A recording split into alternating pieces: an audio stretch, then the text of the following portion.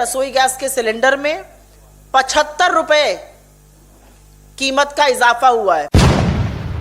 2 महीने के अंतर्गत यह कीमत 175 रुपए प्रति सिलेंडर बढ़ चुकी है। सरकार आपदा में अवसर ढूंढती है। नरेंद्र मोदी जी की निर्मम, असंवेदनशील और अनैतिक सरकार ने किसानों के साथ तो अन्याय करने की ठान ही ली है और हर तरह का अन्याय, हर तरह की बर्बरता कर रहे हैं। पर अब देश के हर चूल्हे चौके, हर गृहिणी, हर आम आदमी की कमर तोड़ने का भी फैसला कर लिया। हर चूल्हे चौके में आग लगा दी है। पेट्रोल और डीजल के दाम आप सबको पता है 100 रुपए के पार हो गए हैं। पेट्रोल का दाम एक नया कीर्तिमान स्थापित किया है सरकार ने। और अब घरेलू गैस, जिसको कि रसोई गैस कहा जाता है, जिसके सिलेंडर रखे हैं, इनके दाम निरंतर बढ़ाए जा रहे हैं। 10 दिनों के अंदर, आज 15 तारीख है, मात्र 10 दिनों के अंदर इन सिलेंडर में, रसोई गैस के सिलेंडर में 75 रुपए कीमत का इजाफा हुआ है। 75 रुपए कीमत बढ़ी है। 4 फरवरी को सिलेंडर की कीमत 25 रुपए बढ़ी थी और अब आज सुबह, कल रात 12 बजे से, मतलब 15 तारीख को, यह कीमत 50 रुपए और बढ़ा दी गई है। और यही नहीं, दिसंबर 2020, मतलब 2 महीने के अंतर्गत यह कीमत 175 रुपए प्रति सिलेंडर बढ़ चुकी है, क्योंकि दिसंबर में आपको याद होगा 2 बार 50-50 रुपए की वृद्धि हुई थी। तो यही सिलेंडर जो दिसंबर में दिल्ली में 594 रुपए का बिकता था, 594 का, वो आज दिल्ली शहर में 769 रुपए, मतलब 769 का बिक रहा है। मुझे लगता है यहां पर यह याद दिलाना जरूरी होगा कि जब हमारी सरकार थी और हमारी सरकार में जब कच्चा तेल, जिसको क्रूड ऑयल कहते हैं, उसका दाम जब 100 रुपए, $150 तक पार कर गया था, तब भी रसोई गैस की कीमत 400 रुपए के आसपास थी।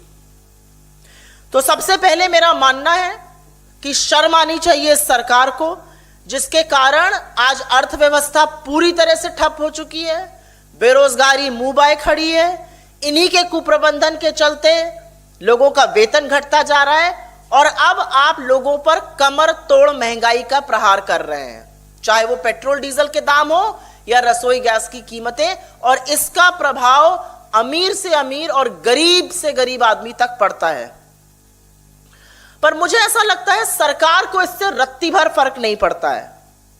और इसलिए फर्क नहीं पड़ता है कि कच्चे तेल का कीमत कुछ भी हो, कच्चे तेल का दाम कुछ भी हो, अगर वो 20 रुपए प्रति डॉलर हो जाता है, जैसा लॉकडाउन के दौरान हुआ, तब भी आपको कोई फायदा नहीं मिलता, आपको कोई राहत, कोई रियायत नहीं मिलती है। और अगर वो महंगा होता है तो भी आपको कुछ उतना ही पैसा देते जाना है। क्यों? क्योंकि सरकार आपदा में अवसर ढूंढती है और अवसर ढूंढने का उन्होंने ये काम किया है कि निरंतर एक्साइज ड्यूटी बढ़ाते रहे हैं। अपने कार्यकाल के दौरान दर्जन बार से ऊपर इन्होंने एक्साइज ड्यूटी बढ़ाकर करीब करीब 24 लाख करोड़ रुपए कमाए हैं। जो मेरा मानना है कि ये 24 लाख करोड़ एक्चुअली जनता का हक था।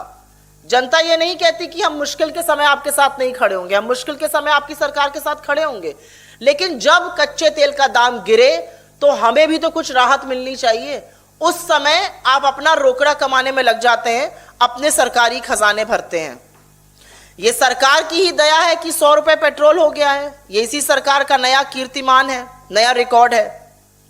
और एक बात बतानी जरूरी है सिंपल शब्दों में, कि इन्होंने एक्साइज ड्यूटी डीजल पर 8 गुना, लगभग 8 गुना बढ़ाई और पेट्रोल पे लगभग 2.5 गुना बढ़ाई।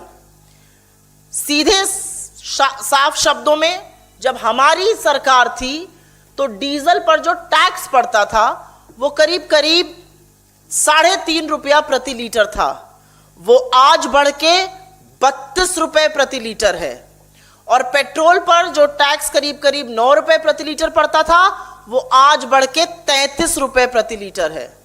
तो सबसे पहले, अगर आप वाकई में लोगों का भला सोचना चाहते हैं 1 मिनट को भी, तो अपनी एक्साइज ड्यूटी को ही अगर आप कम कर दीजिए, अगर आप इसी को 33 रुपए और 32 रुपए को ही वापस ले लीजिए, तो बड़ी राहत मिल सकती है।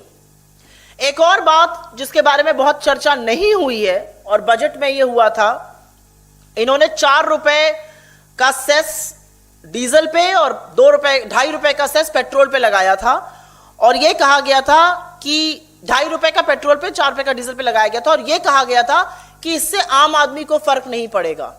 लेकिन यह एक बहुत सिनिस्टर प्लॉट था।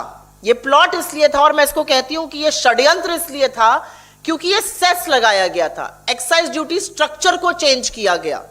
तो एक्साइज ड्यूटी स्ट्रक्चर चेंज करने का क्या मतलब हुआ कि इसमें जो पैसा आएगा वो सिर्फ केंद्र सरकार रखेगी, और ये 4 और 2.5 रुपए की बढ़ोतरी का राज्य सरकारों को एक नया पैसा नहीं मिलेगा।